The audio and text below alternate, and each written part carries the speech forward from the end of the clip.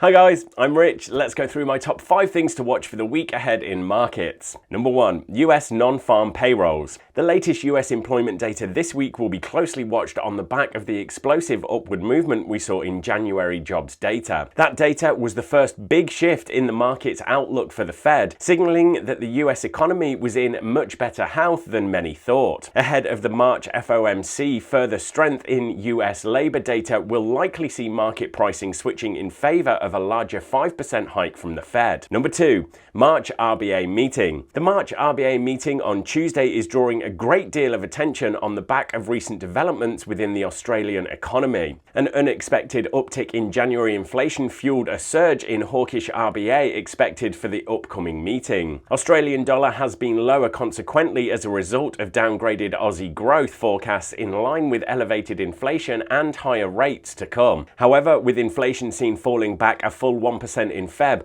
market pricing has moved back in favour of a smaller 0.25% hike this month. Australian diffraction will therefore depend highly on how hawkish the RBA is in its guidance. Number 3, March BOC meeting. The BOC meeting this week should see the bank reaffirming its message of keeping rates on hold for the time being, while it assesses the impact of recent tightening. The latest Canadian reading was seen bucking the trend we've seen elsewhere and moved lower in January, suggesting little reason to expect any hawkish shift from the BOC. In line with this, Canadian dollar is likely to stay lower into and through the meeting.